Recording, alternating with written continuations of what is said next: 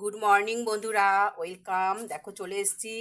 আজকে বৃহস্পতিবার, আমি শিব ঠাকুরকে ঘি দিয়ে স্নান করিয়ে নিয়েছি বন্ধুরা। স্নান করিয়ে নিয়ে মুছে নিয়েছি। দেখো এই যে একটা রূপোর সাপ কিনেছি, এটাই আমি ঠাকুরের কাছে এই যে পরিয়ে দিলাম। আর এই দেখো রূপোর বেলপাতা, এটা রূপোর বেলপাতা বন্ধুরা, এটাও আমি ঠাকুরকে দিই। আর এই যে সার, এই দেখো বেলপাতাটা তো পড়ে গেল বন্ধুরা। তোমরা যে যেখান থেকে আমার এই ভিডিওটা দেখবে, তোমাদের সবাইকে স্বাগত আর অনেক অনেক ভালোবাসা। চলো দেখতে থাকো। আজকে একটা রেসিপি করব। এই রেসিপিটা তোমাদের সামনে আজকে তুলে ধরবো। চলো, এটাকে আমার ভালো করে পড়াতে হবে। দেখতে থাকো, সাথে থাকো। এই দেখো বন্ধুরা, সব সবজি দিয়ে, টাটকা সবজি দিয়ে আর টাটকা কাতলা মাছের ঝোল করেছি, একদম পাতলা আজকেরে।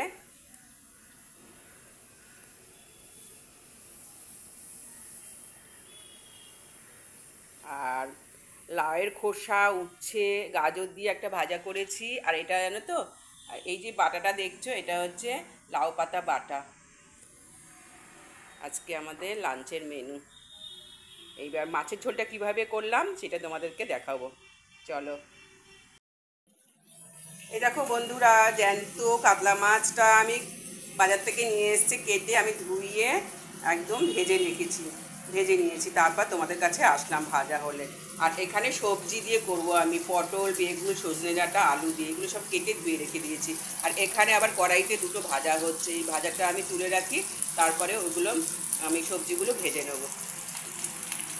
মাছটা ভেজে তুলে নিয়েছি বন্ধুরা। এবার এই তেলের মধ্যেই আমি কি করব, এই যে দেখো পটল কেটেছি, একটা পটল, খুব বেশি সবজি, সব একটা দুটো করে সবজি কেটেছি, মানে টাটকা সবজি, টাটকা মাছ দিয়ে একটা পাতলা মাছের ঝোল। আর গরম পড়ে গেছে, আমরা এরকম মাছের ঝোল খেতে খুব ভালোবাসি বন্ধুরা। এই পটলটা ভেজে আমি তুলে নেব, এক এক করে সবজিগুলো সব ভেজে তুলে নেব। একসাথে ভাজলে একদম ভালো হবে না ভাজাটা, তাই আমি একটু ভেজে নিচ্ছি সব সবজিগুলো। দেখো বন্ধুরা, আমি পটলটা ভেজে তুলে নিয়েছি। আবার এই তেলের মধ্যেই আমি আলু ভেজে নেব। আগে আলুটা ভেজে তুলে নিই, তারপরে একটু বেগুন ভেজে তুলে নেব। তারপরে আমি রাঁধুনি, কালো জিরে আর শুকনো লঙ্কা ফোড়ন দেব।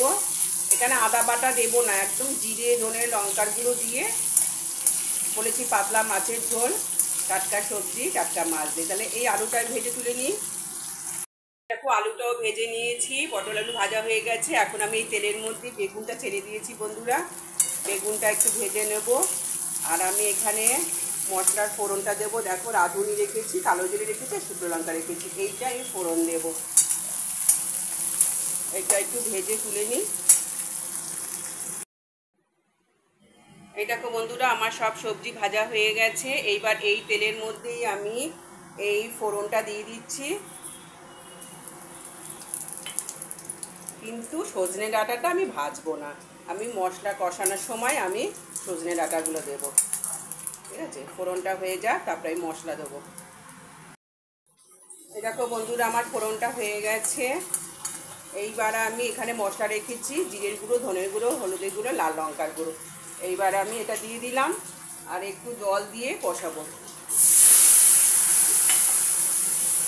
কষিয়ে নেব।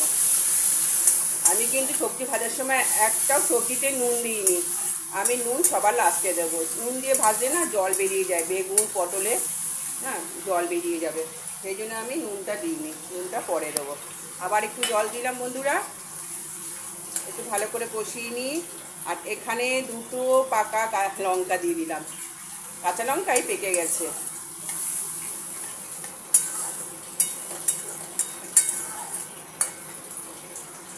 কষানো হোক, আবার আসছি। এই দেখো বন্ধুরা, কষানো হয়ে গেছে। এইবার আমি সজনে ডাঁটাগুলো দিয়ে দেবো। সজনে ডাঁটা দিয়ে দিলাম। এই প্রথমবার আমি মাছের ঝোলে সজনে ডাঁটা দিচ্ছি, খেতে তো ভালোই লাগে, শুনেছি সব ইউটিউবেরা সব সজনে ডাঁটা দিয়ে মাছের ঝোল করছে। ঠিক আছে, এইবার এখানে যে সবজিগুলো রেখেছি এইবার এই সবজিগুলো দিয়েই আমি একটু কষিয়ে নেব। সবজিগুলো দিয়ে একটু কষিয়ে নিই, তারপরে আমি জল দেব।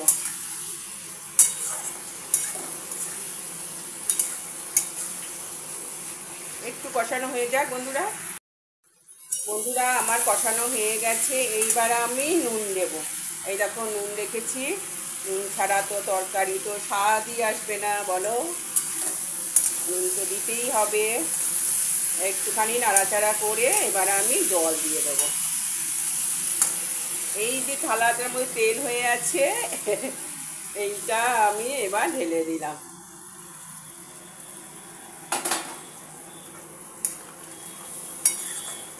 আমার আর একটু জল লাগবে, কারণ এই সবজিগুলো সব সিদ্ধ হতে হবে, বলো। আহা হা, টাটকা মাছের ঝোল, টাটকা সবজি দিয়ে পাতলা মাছের ঝোল, দেখো কত সুন্দর রঙটা হয়েছে। তোমরা কিন্তু এইভাবে খেতে পারো, আমরা কিন্তু এইভাবেই মানে টাটকা মাছ আনলে এইরকম করে ঠিক রান্না করি। এবার ফুটে গেলে মাছগুলো ছেড়ে দেবো, রাখছি এখন। এই দেখো বন্ধুরা আমার মাছের ঝোলে সবজিগুলো সব সিদ্ধ হয়ে গেছে। এইবার তো মাছগুলো দিতে হবে, তা আমি এবারে মাছগুলোকে দিয়ে দিচ্ছি। আর সব মাছ মনে হচ্ছে এটার মধ্যে যাবে না ঝোলের মধ্যে ডুবছে না, কিন্তু এই মাছের মুড়োটা তো আমাকে দিতেই হবে।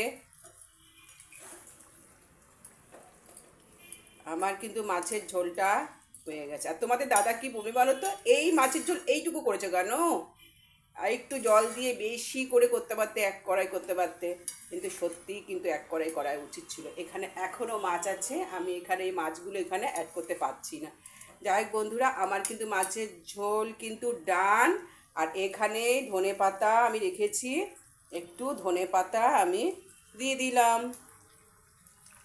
আমি কিন্তু আর কোনো পাত্রে রাখছি না। আর এই মাছের ঝোলটা যদি তোমাদের ভালো লেগে থাকে তাহলে প্লিজ সাবস্ক্রাইব করে আমার পাশে থেকো, আর অল বোতামটা একটু প্রেস করে দিও, তাহলে নিত্য নতুন আমার ভিডিও তোমরা দেখতে পাবে। তাহলে বন্ধুরা আমার মাছের ঝোল হয়ে গেছে, টাটা এখনের মতো, বাই। সবাই ভালো থেকো, সুস্থ থেকো।